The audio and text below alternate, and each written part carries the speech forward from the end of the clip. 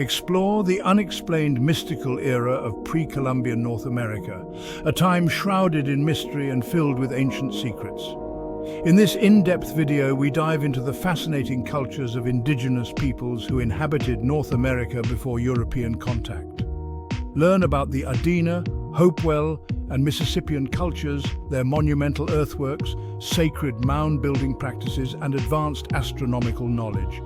Discover the Great Serpent Mound, Cahokia, and the Chaco Canyon civilization, and uncover the spiritual beliefs, legends, and myths that shaped their societies. From the mystical Kachinas to the powerful Thunderbird and Water Panther legends, this video unpacks the ancient myths, unexplained phenomena, and the incredible architectural achievements of these lost civilizations.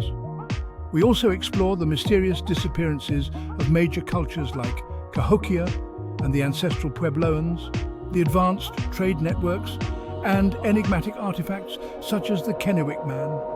Unlock the hidden history of North America and join us on a journey through time as we unravel the mysteries of this mystical era. Let's explore. The ancient past of North America before the arrival of European colonists is filled with mysteries that continue to baffle historians, archaeologists, and researchers today. The Pre-Columbian era, which refers to the period before the landing of Christopher Columbus in 1492, spans thousands of years and is marked by the rise and fall of numerous indigenous cultures. While we have gleaned much from the ruins, artifacts, and oral histories of these societies, many elements of their spiritual practices, architectural achievements, and societal structures remain shrouded in mystery. This vast era is punctuated by unexplained phenomena, such as towering earthworks, elaborate burial mounds, unexplained astronomical alignments, and ancient myths of powerful gods and spirits. In this comprehensive exploration, we delve into the enigmatic and mystical aspects of pre-Columbian North America, unraveling the stories, theories, and mysteries that continue to captivate scholars and enthusiasts alike. The Pre-Columbian era refers to the entire period of indigenous cultures before the arrival of European colonists, stretching back thousands of years. This era saw the development of complex societies, sophisticated agricultural systems, and the creation of remarkable works of art, architecture, and engineering. It is often divided into three broad time periods: Paleo-Indian period from about 13,000 to 8,000 BCE. This is the earliest known period of human habitation in North America. Paleo-Indians were nomadic hunter-gatherers who followed large game animals like mammoths and bison. Then the Archaic period, from around 8,000 to 1,000 BCE. This period saw the development of more settled communities with a focus on gathering plants, fishing, and hunting smaller game. Archaic peoples began to experiment with agriculture and craft more complex tools and pottery. And finally, the Woodland and Mississippian periods, from approximately 1000 BCE to 1500 CE. These eras saw the rise of some of the most famous pre-Columbian cultures, such as the Adena, Hopewell, and Mississippian peoples. Large ceremonial mounds, advanced agricultural techniques, and complex trade networks were hallmarks of these societies. Although these time periods provide a framework, the cultures of pre-Columbian North America were incredibly diverse, with each region fostering unique traditions, art, and spiritual beliefs. The most significant cultural developments occurred along major river systems, including the Mississippi, Missouri, and Ohio rivers, where fertile lands supported large populations. Perhaps one of the greatest unsolved mysteries of pre-Columbian North America is the existence of large earthworks, often referred to as mounds, constructed by ancient indigenous cultures. These structures, some of which are more than 2,000 years old, were built for a variety of purposes, including religious ceremonies, burials, and as astronomical observatories. While many of these earthworks have been extensively studied, their full purpose and the methods used to construct them remain a subject of debate. The Adena and Hopewell cultures are best known for their impressive mounds, which were concentrated in the Ohio River Valley. These cultures built large burial mounds, often containing elaborate grave goods including finely crafted pottery, tools and jewellery made from materials sourced from as far away as the Great Lakes and the Gulf of Mexico. This suggests that these cultures were part of a vast trade network, although the nature of their long-distance connections remains speculative. One of the most famous Adena mounds is the Great Serpent Mound in Ohio, a 1,348-foot-long effigy mound shaped like a serpent.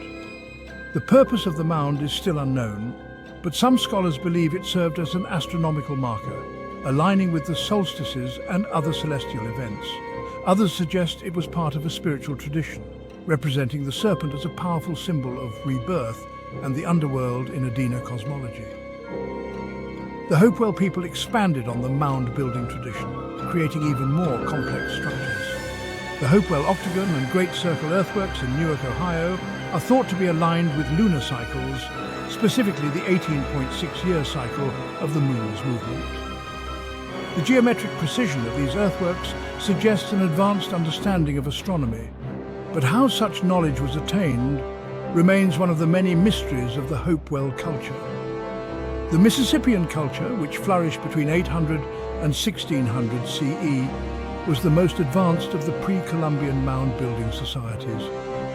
Its capital, Cahokia, located near modern-day St. Louis, was the largest city in North America at its height, with a population estimated at up to 40,000 people. The largest structure in Cahokia is Monk's Mound, a massive platform mound that covers more than 14 acres and stands 100 feet tall. It is believed to have been the site of important religious and political ceremonies, although its exact function is unknown. Some scholars believe it was used as a temple or the residence of Cahokia's elite rulers, who were seen as intermediaries between the gods and the people. Like the Adena and Hopewell cultures, the Mississippians also had a keen understanding of astronomy. The woodhenge at Cahokia, a circle of wooden posts, was used as a solar calendar, allowing the Mississippians to mark the solstices and equinoxes with great precision.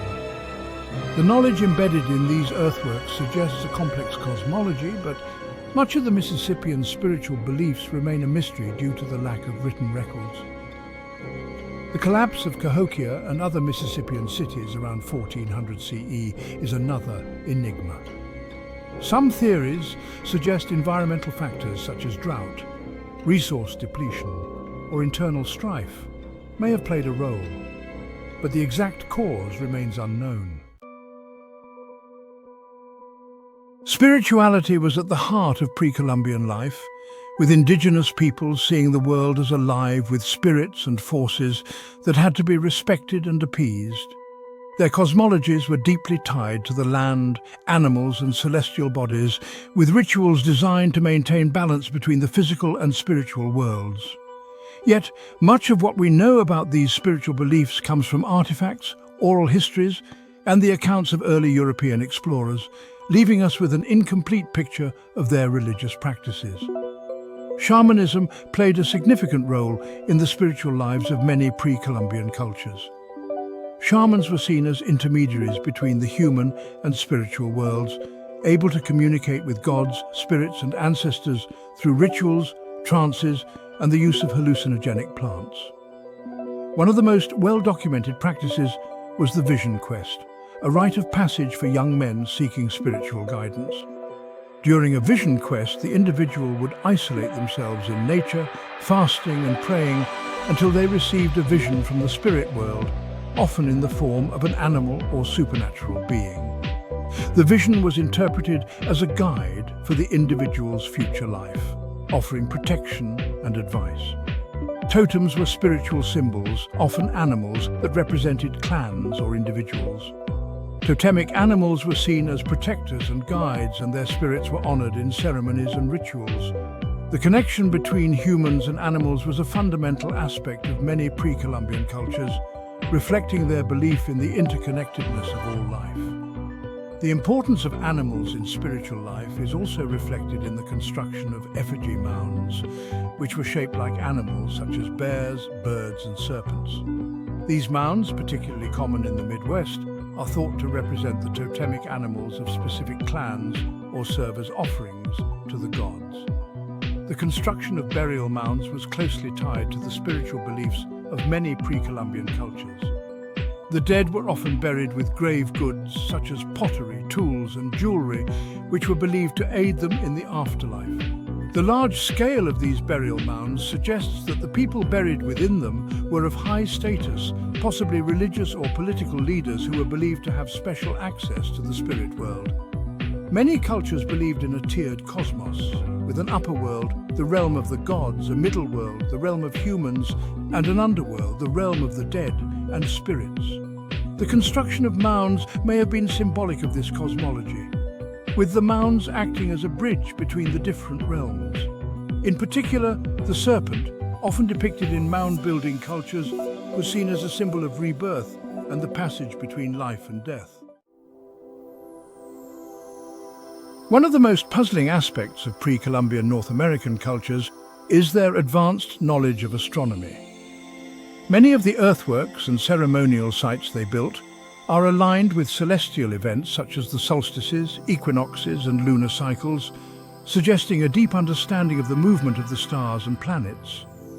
As mentioned earlier, the Great Serpent Mound in Ohio is one of the most famous examples of pre-Columbian earthworks, and its potential connection to celestial events has long fascinated scholars. The undulating body of the serpent is believed to align with certain astronomical phenomena, particularly the summer solstice sunset and the lunar standstill, an 18.6-year cycle where the moon appears to stand still in the sky at its extreme positions. These precise alignments suggest that the people who built the Serpent Mound possessed a sophisticated understanding of the cosmos, although we can only speculate about how they acquired such knowledge. Some researchers have even posited that the shape of the mound could represent a solar eclipse or a comet, events that were likely significant in the spiritual life of the builders. However, without written records, the full significance of the Serpent Mound remains a mystery. What is clear is that the mound was a powerful symbol, possibly representing life, death, and the cyclical nature of time. The woodhenge at Cahokia provides further evidence of the Mississippian culture's advanced astronomical knowledge. This circle of wooden posts, similar in design to England's Stonehenge, was aligned with the sun's movements. By marking the position of the sun at the summer and winter solstices, as well as the equinoxes, the Cahokians could keep track of the agricultural calendar, ensuring that planting and harvesting were done at the optimal times. The discovery of several woodhenge structures at Cahokia indicates that they were used over a long period, with new circles being constructed as the old ones fell into disrepair. The alignment of these structures with the sun suggests that solar worship may have been an important part of Cahokia's religious life, with the sun possibly being viewed as a god or a source of life-giving power. In the American Southwest, the Ancestral Puebloans, often referred to as the Anasazi, built the massive ceremonial complex at Chaco Canyon, which also reveals an astonishing understanding of the cosmos. The great kivas, underground ceremonial chambers, and buildings of Chaco Canyon, such as Pueblo Bonito, were carefully aligned with the cardinal directions and celestial events.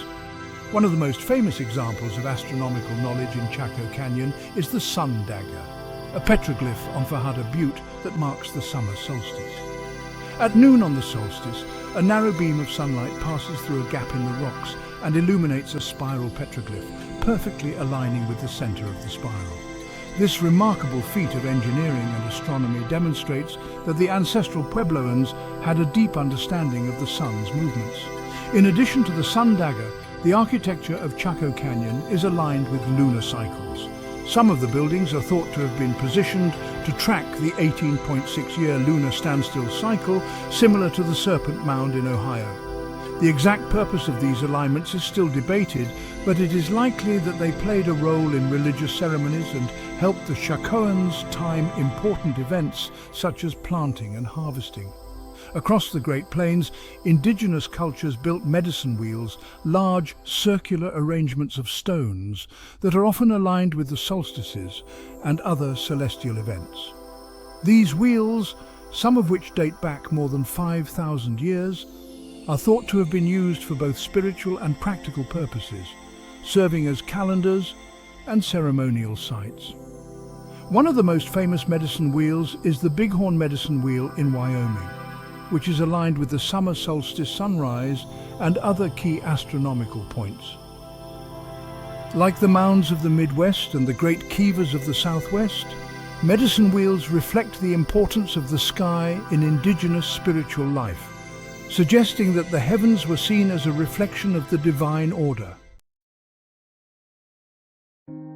While many pre-Columbian cultures achieved impressive feats of engineering, art and spirituality, many of them also experienced sudden and unexplained collapses.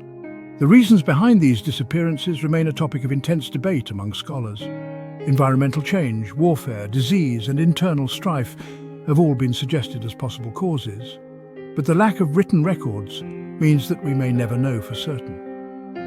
One of the greatest mysteries of the pre-Columbian Southwest is the sudden abandonment of Chaco Canyon around the year 1150 CE. For several centuries, Chaco had been a thriving center of trade, religion and astronomy, with its great houses and kivas serving as the focal points of a vast network of roads that connected it to other settlements across the region.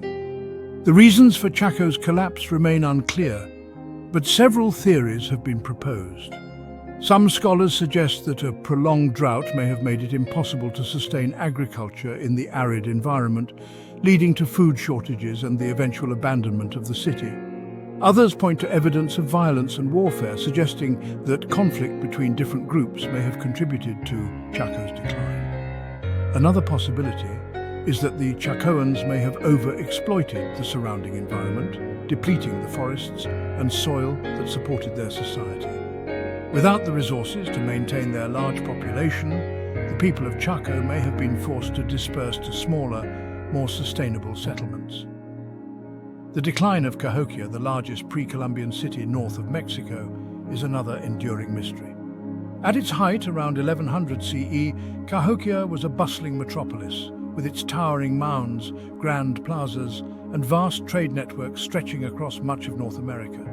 Yet by the 1300s, the city had been largely abandoned, with only small remnants of its population remaining. Several factors may have contributed to Cahokia's collapse. Environmental degradation, including deforestation and soil depletion, may have made it difficult to support the city's large population. There is also evidence of climate change during this period, with cooler temperatures and more frequent floods disrupting agriculture. Internal social unrest may have played a role as well. Some scholars suggest that growing inequality between the elite class who lived atop the mounds and the common people who lived in the surrounding areas may have led to rebellion or civil strife. Disease brought by trade routes, though unlikely in large numbers before European contact, could also have weakened the city. Despite these theories, the precise reasons for Cahokia's decline remain elusive. What is certain, however, is that the collapse of Cahokia marked the end of one of the most sophisticated and powerful pre-Columbian civilizations in North America. The Ancestral Puebloans, or Anasazi, also experienced a mysterious decline. By the late 13th century, many of their largest settlements, including Mesa Verde and Chaco Canyon, were abandoned. The reasons for this mass migration are still unclear, but like Chaco, environmental factors are often cited. A severe drought that lasted several decades is believed to have made farming impossible, forcing the Puebloans to leave their homes in search of more hospitable lands. There is also evidence of increased violence and conflict during this period, as well as a shift in spiritual practices.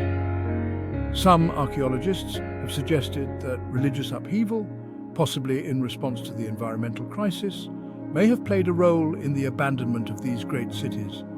The migration of the ancestral Puebloans led to the rise of new cultural groups, such as the Hopi and Zuni, who carried on many of their traditions. Much of what we know about the spiritual and cultural life of pre-Columbian North America comes from the oral traditions and myths of indigenous peoples. These stories were passed down from generation to generation, preserving the memory of ancient events, gods and heroes long after the physical evidence had disappeared. One of the most powerful symbols in indigenous mythology is the Thunderbird, a giant bird that was said to control the weather and bring storms. The Thunderbird is often depicted as a protector of the people, using its lightning and thunder to fight evil spirits.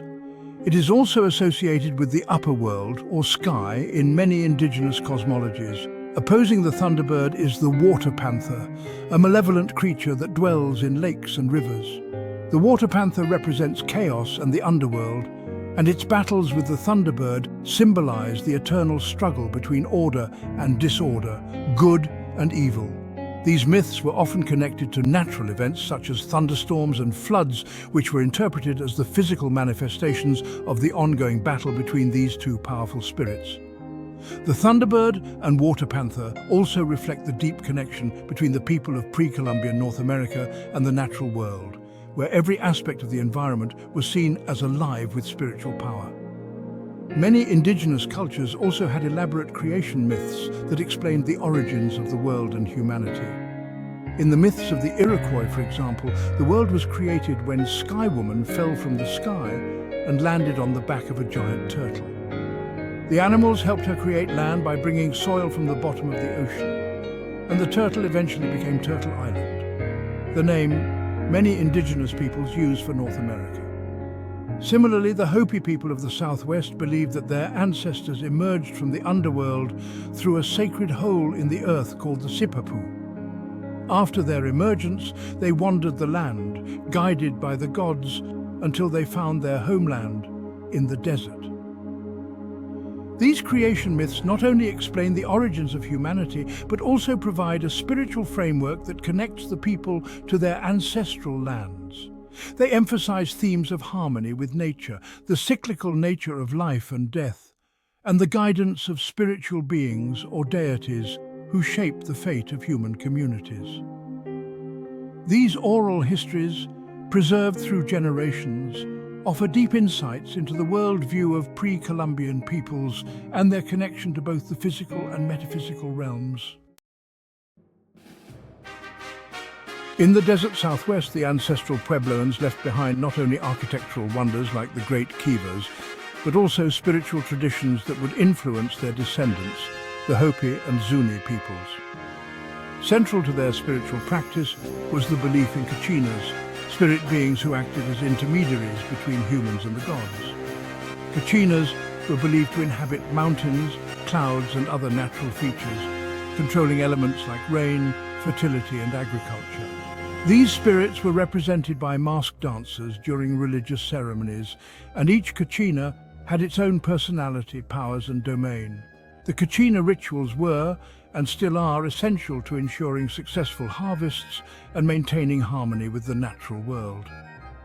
The depth of the Kachina tradition suggests a complex spiritual relationship between the Puebloan peoples and their environment, one that helped them survive and thrive in the challenging desert landscapes of the Southwest. Many pre-Columbian cultures also told stories of giants and ancient beings who once roamed the land.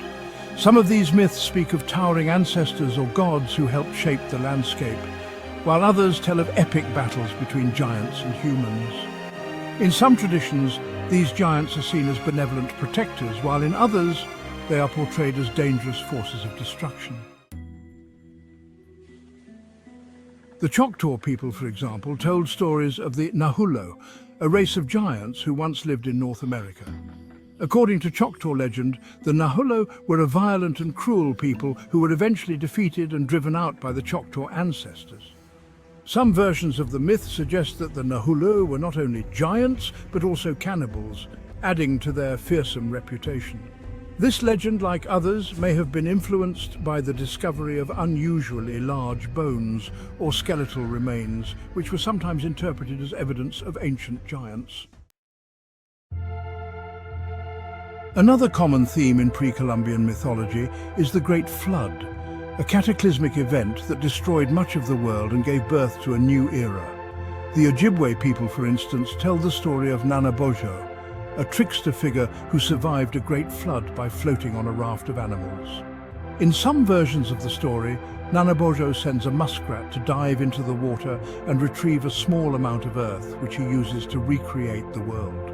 This myth parallels flood stories from other indigenous cultures and even echoes the biblical flood of Noah, suggesting a widespread belief in cyclical destruction and rebirth.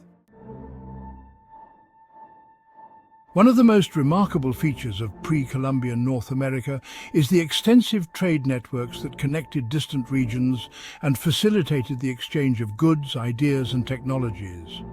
From the Great Lakes to the Gulf of Mexico and from the Atlantic coast to the Rocky Mountains, indigenous peoples traded a wide range of materials including copper, shells, obsidian, and turquoise. Some of the goods traded over these vast distances have origins that remain unexplained, contributing to the aura of mystery surrounding pre-Columbian cultures. The ancient peoples of the Great Lakes region, particularly those associated with the Hopewell culture, were skilled in the extraction and crafting of copper. The Isle Royale in Lake Superior was a key source of high-quality copper, and archaeological evidence suggests that this copper was mined and traded over a vast area, reaching as far south as the Gulf Coast. What remains puzzling is the sheer scale of the copper mining operations. Some estimates suggest that thousands of tons of copper were extracted over millennia, yet only a fraction of this copper has been found in the form of tools, jewelry, or other artifacts. The rest seems to have disappeared, raising questions about where the copper went and what it was used for. Some fringe theories suggest that the copper was exported to other parts of the world, perhaps even across the Atlantic, although there is no solid evidence to support this claim. Obsidian, a volcanic glass prized for its sharpness and durability, was another highly valued material in pre-Columbian trade networks. Most of the obsidian used by indigenous peoples in North America came from specific volcanic regions, such as Yellowstone or New Mexico's Jemez Mountains. Yet it has been found at archaeological sites thousands of miles away from its source. The presence of obsidian at sites like Cahokia and Hopewell burial mounds suggests that it was traded over great distances. This long-distance trade is further evidenced by the discovery of marine shells from the Gulf of Mexico in the Ohio River Valley and turquoise from the American Southwest in the Mississippian culture. How these trade networks were organized and the extent of their reach remains a mystery. The term Hopewell interaction sphere is often used to describe the vast trade network that connected diverse regions and cultures during the Middle Woodland period.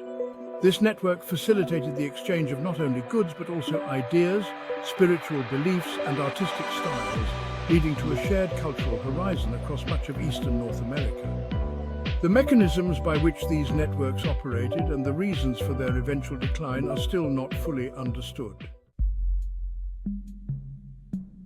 One of the most perplexing and controversial archaeological discoveries in North America is that of the Kennewick Man, a well-preserved skeleton found on the banks of the Columbia River in Washington state in 1996. Radiocarbon dating indicated that the remains were over 9,000 years old, making Kennewick Man one of the oldest human skeletons ever found in North America. What makes the Kennewick Man so mysterious is his physical characteristics. Initial examinations suggested that his features did not match those of contemporary Native American populations, leading some researchers to speculate that he might have been of European or Polynesian descent. This sparked a heated debate about the origins of the first Americans and raised questions about possible ancient migrations to North America from across the Pacific or Atlantic. Subsequent DNA analysis, however, revealed that Kennewick Man was most closely related to modern Native American populations, particularly those from the Pacific Northwest. While this has helped resolve some of the controversy, Kennewick Man's story continues to intrigue researchers, offering a tantalizing glimpse into the deep history of human occupation in North America. The unexplained and mystical era of pre-Columbian North America continues to capture the imagination of scholars, enthusiasts, and indigenous peoples alike. The monumental earthworks, complex spiritual traditions, and advanced astronomical knowledge of these ancient cultures speak to a sophisticated understanding of the world, both seen and unseen. While much remains shrouded in mystery, modern research and indigenous oral histories are slowly helping to piece together the puzzle of this ancient era. Many of the mysteries of pre-Columbian North America are still actively studied today, and indigenous peoples play a crucial role in preserving and interpreting these ancient traditions. For many Native American communities, the mounds, petroglyphs, and other sacred sites left behind by their ancestors are not relics of a forgotten past, but living symbols of their enduring spiritual connection to the land. In recent years, there has been a growing movement to protect and preserve these ancient sites, many of which have been threatened by development, looting, and environmental damage. The efforts of indigenous groups to safeguard these sacred spaces are not only about protecting physical monuments, but also about preserving the spiritual and cultural heritage that these sites represent. As new technologies such as ground-penetrating radar and DNA analysis continue to advance, we can expect to uncover even more about the mystical era of pre-Columbian North America. Already these tools are revealing previously hidden structures and providing new insights into the lives of ancient peoples. However, many questions remain unanswered, and the full extent of the knowledge and achievements of pre-Columbian cultures may never be fully understood. The mysteries of this ancient era serve as a reminder of the vastness of human history and the complexity of the cultures that thrived long before the arrival of Europeans. Whether it is the astronomical alignments of the Serpent Mound, the sudden collapse of Cahokia, or the enigmatic story of the Kennewick Man, the unexplained elements of pre-Columbian North America will continue to inspire curiosity, respect, and wonder for generations to come. In conclusion, the mystical and unexplained aspects of pre-Columbian North America present a landscape rich with unanswered questions and profound discoveries. From the monumental earthworks of the Adena and Hopewell cultures to the celestial alignments observed by the Mississippians and Ancestral Puebloans, these ancient peoples exhibited a deep and sophisticated understanding of the world around them. Their spiritual practices, myths, and legends continue to resonate today, offering a glimpse into a time when the boundaries between the physical and spiritual worlds were fluid and intertwined. While much of this era remains shrouded in mystery, each new discovery brings us closer to understanding the rich and complex tapestry of pre-Columbian North America. Yet, despite the advancements in archaeology and anthropology, the full story of these ancient cultures may forever remain elusive. Their monuments, myths, and unexplained phenomena leave behind an indelible legacy that not only deepens our appreciation for their achievements, but also reminds us of the vast, untapped knowledge of our shared human history. The mysteries of this mystical era will continue to inspire future generations to seek answers, explore, and preserve the ancient wisdom of North America's first peoples.